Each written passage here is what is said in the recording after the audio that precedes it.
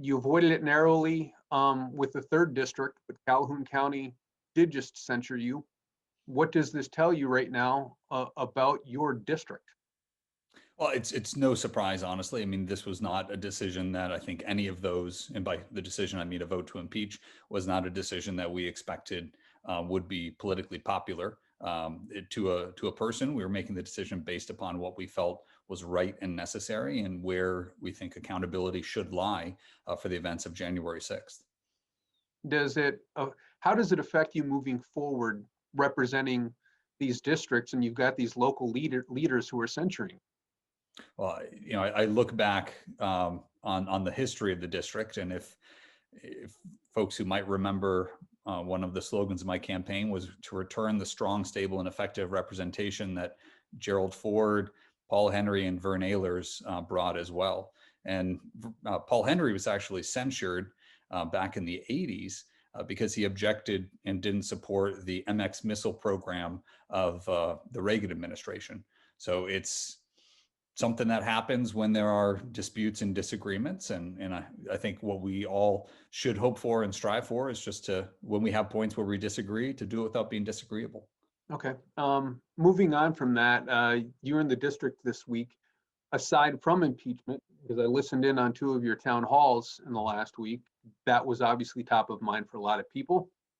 What else came up?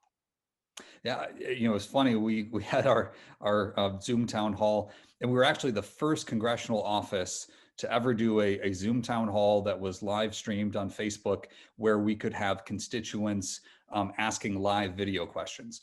I don't know how we were the first. I can't believe that hasn't been done yet, but we look forward to doing many more.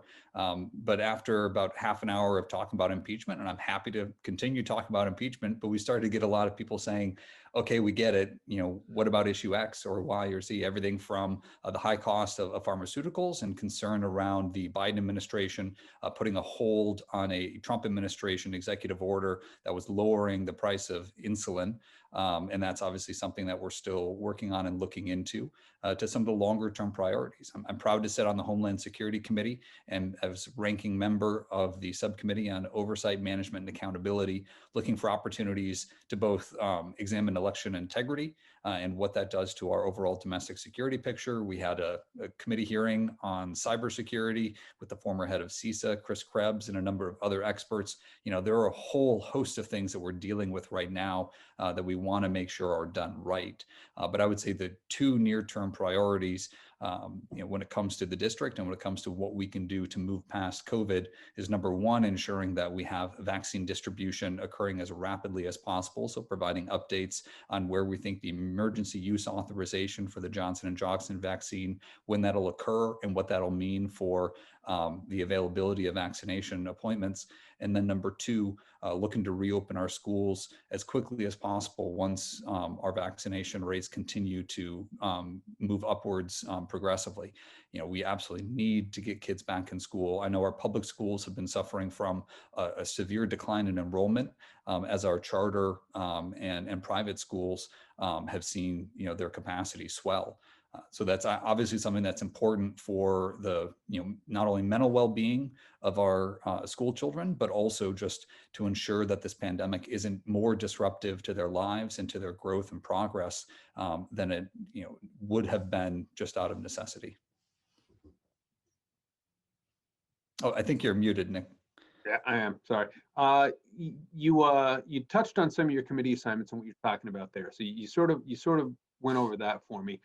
I want to go back to something. It's kind of old news, but I wanted to follow up with you on it. You had mentioned to me at one point that Marjorie Taylor Green, Representative Taylor Green, there needs to be some accountability for the things that she said for rhetoric. But you still voted against stripping her of her committee assignment. So if you're not going to do that, then what kind of accountability do you want?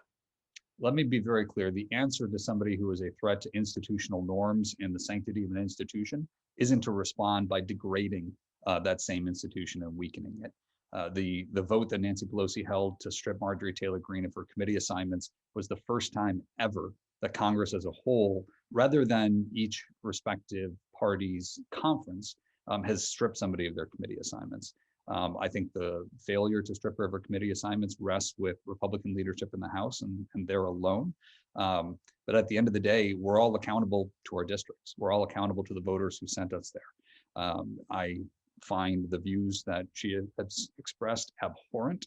I had been one of the most vocal critics of the shift to a QAnon and conspiratorial vein of thought within the Republican Party. I think that's going to be absolutely toxic at the ballot box. I think it's irresponsible of any elected official to be propagating things that are objectively false and that have also led to violent circumstances and consequences. I think the storming of the Capitol on January 6th was partially the result or wholly the result of these, just lies and appeals to some kind of deep, dark, paranoid vein of thought that's always been in our politics, but hasn't seen the degree of mainstream adoption or mainstream sympathy that some recent elected officials have given it.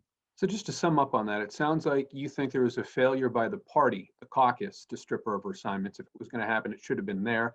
And short of that, you're putting the onus now on the voters in her district.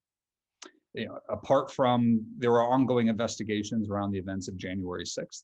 And if there are folks who face criminal prosecutions around that, even if they are members of Congress, then that will be grounds for expulsion. But again, I do not think that the appropriate remedy for folks who are a threat to an institution is to undermine the institution in the process of doing that. That will only put us in a worse place in the long term. Okay. Your colleague, Adam Kinzinger, one of the other 10 Republicans to vote for impeachment, is starting a super PAC. He's starting a PAC specifically to fight against, essentially, it sounds like, when you break it down, Trumpism and conspiracy theories. Is that something with which you are going to be involved in any way? Right now, we're focusing on our own efforts, on our own race. Again, I am now in, I think, week 6 of being representative for this district. So there are plenty of things that we are putting top of mind. As I mentioned earlier, vaccinations, what we can do to help reopen schools and get kids back in in-person learning, doing what we need to do on the national security front, on the cybersecurity front, on the election integrity front. Those are where our focus is, not at the moment on these kind of internal battles. Okay. One thing he said, he gave a quote. He said, this vote has led to him being isolated among his party.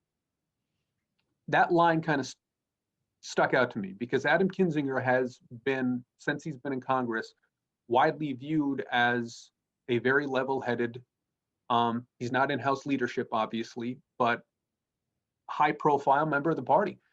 Are you feeling at all isolated, as he said he is in his party, since you cast your vote? There are definitely some folks, and I'm assuming you mean at the congressional level and with colleagues in the House. There are certainly some folks who I think have been less than thrilled with my very frank assessment and frustration at the current state of events. But there are plenty of others who've reached out and said, really respect what you're doing. I think folks would have been there with us on a few of these votes or agree, but maybe are concerned about that. But overall, I think it served to bolster relationships. It served to gain a degree of standing and of respect among many of my peers. And so I look forward to partnering with them on legislation to move the district forward.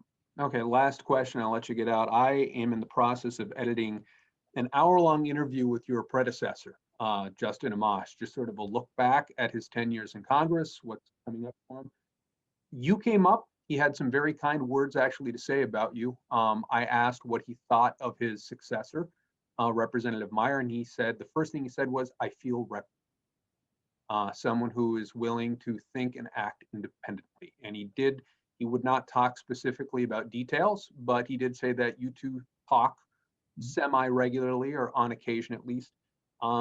Anything to say about Justin that you may want included in this piece about what he's meant to you so far in your very young term? Anything that you'd want possibly included in this piece that I'm doing? Yeah, well, I really appreciate his assistance in the transition and just his help in communicating his breadth of knowledge of the district, and also, and this is something that I talked about often. a lot of his frustrations in terms with how DC functions, a lot of his frustrations about the inability of members of Congress to present floor amendments because of the way that Congress is structured, because of the dominant role that leadership plays in determining legislation, and functionally removing a lot of agency from individual members. I've leaned on him to help me better understand how we can learn from some of those lessons and learn from those experiences to be as effective as possible moving forward. So I appreciate his assistance